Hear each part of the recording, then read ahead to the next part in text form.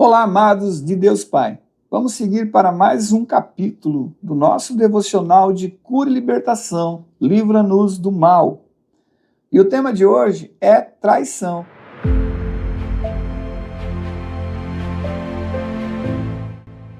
E o versículo base para esse devocional de hoje está em Salmos, no capítulo 41, no versículo 9.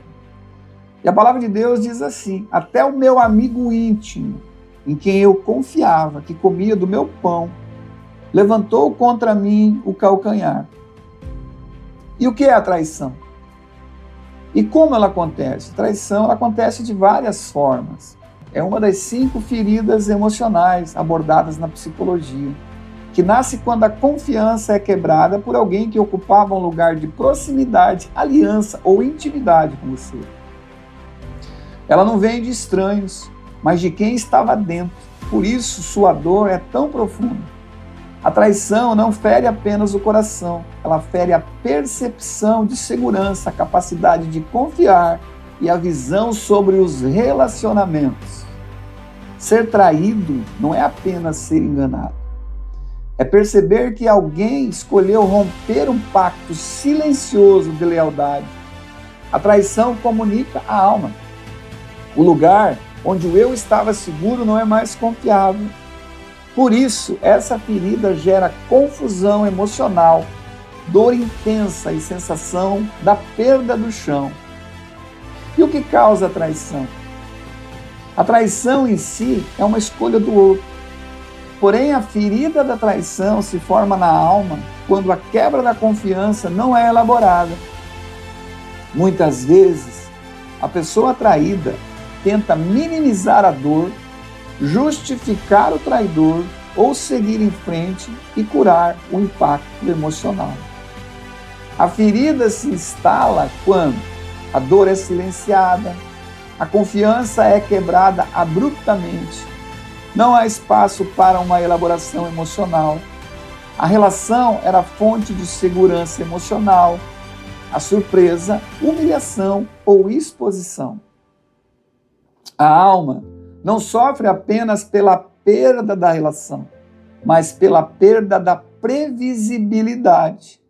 A pessoa passa a viver em estado de alerta, temendo novas quebras de confiança. Como se comporta quem foi profundamente traído? A traição gera mudanças claras no comportamento emocional. Uma pessoa que foi traída por uma pessoa que amava, ela tem dificuldade em confiar novamente, uma hipervigilância emocional, um controle excessivo, distanciamento afetivo, frieza emocional, está sempre desconfiando em uma suspeita constante e tem medo de se entregar numa relação. Algumas pessoas se fecham completamente, outras tratam ou tentam se relacionar, mas sempre com o pé atrás. A ferida da traição transforma o amor em risco e a intimidade em ameaça. Isso pode causar na vida de quem foi traído vários traumas nos relacionamentos.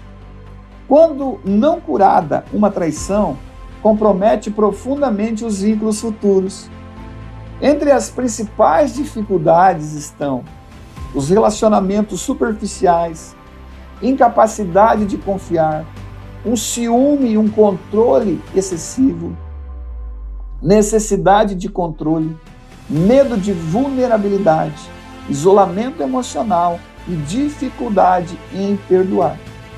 A pessoa traída vive emocionalmente dividida, deseja proximidade, mas teme repetir a dor. E uma das grandes perguntas que sempre me fazem é: quem ama, trai?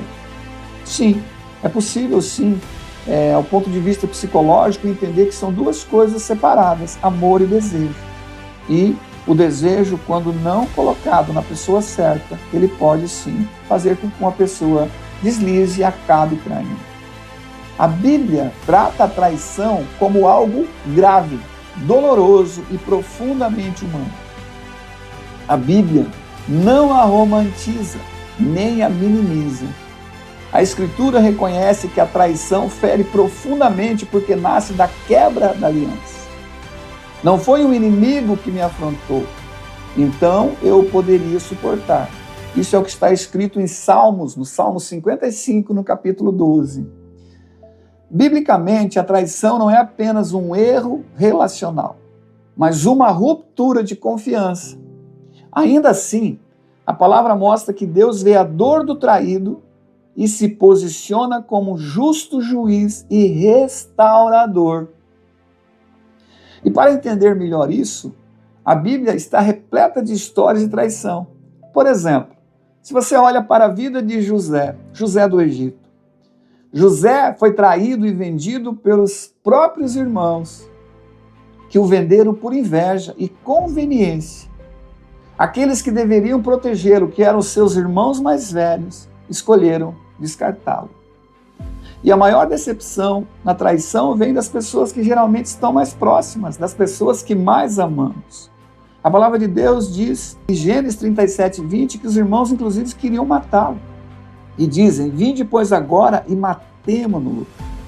A traição lançou José numa jornada de dor, injustiça e esquecimento. No entanto, a narrativa bíblica revela algo poderoso. A traição dos homens não anulou o propósito de Deus na vida de José. Pelo contrário, Deus usou aquilo que foi planejado para o mal como um caminho de amadurecimento e governo. Vós, na verdade, intentastes o mal contra mim, porém Deus o tornou em bem. Outro exemplo marcante é de Davi. Davi foi traído por Aitofel, seu conselheiro íntimo. A traição vinda de alguém tão próximo trouxe profunda dor emocional e abalou sua confiança. Ainda assim, Davi não se afastou de Deus, mas levou sua dor à presença divina. No Novo Testamento, a traição alcança seu ápice em Judas, um dos 12, escolhido, instruído e cuidado por Jesus. Ele vendeu o Messias por moedas.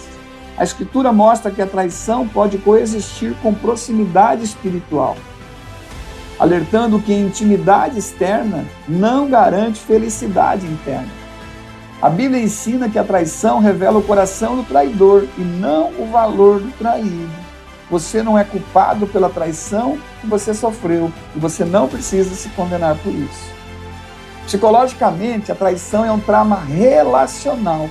Ela rompe o senso de segurança emocional e ativa mecanismos de defesa. A mente passa a operar em estado de alerta, antecipando novas ameaças, e a pessoa não consegue relaxar. Parece que está sempre no lugar de insegurança.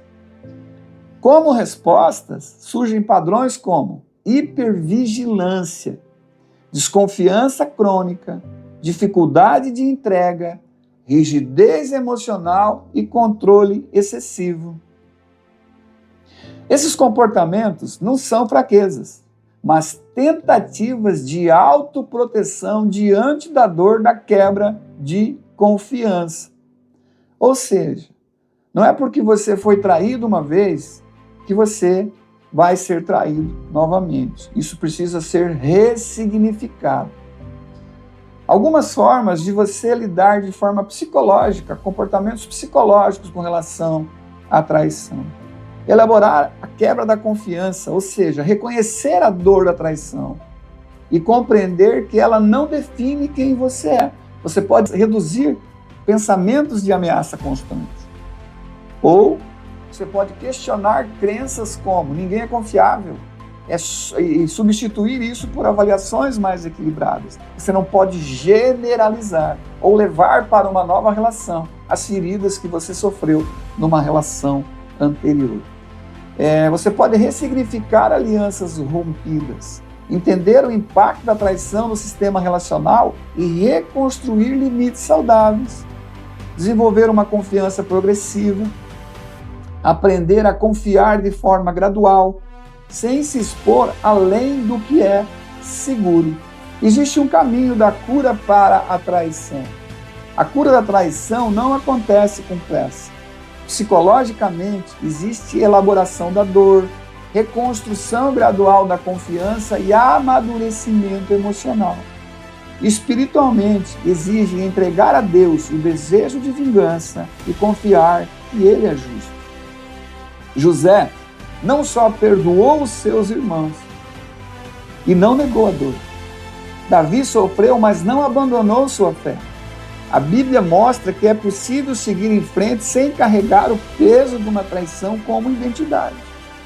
A confiança pode ser reconstruída, mas agora com sabedoria, limites e discernimento. E lembre-se, o perdão é um dom divino. Talvez uma conversa, um acordo, uma elaboração disso seja o melhor caminho. E agora eu quero te convidar para fazer uma oração comigo. Pai amado, reconheço que a traição feriu profundamente meu coração e abalou minha capacidade de confiar. Hoje, eu entrego a Ti toda a dor da quebra de confiança, toda a decepção e todo o medo que se instalou em minha alma. Liberta-me do peso da desconfiança constante e cura minhas emoções feridas. Ensina-me a confiar com sabedoria e amar sem viver dominado pelo medo. Restaura meu coração, renova minha esperança e conduz-me por caminhos seguros. Eu recebo cura, restauração e liberdade em nome de Jesus. E lembre-se, o perdão é fundamental para que você tenha uma vida íntegra, saudável e próspera com Deus.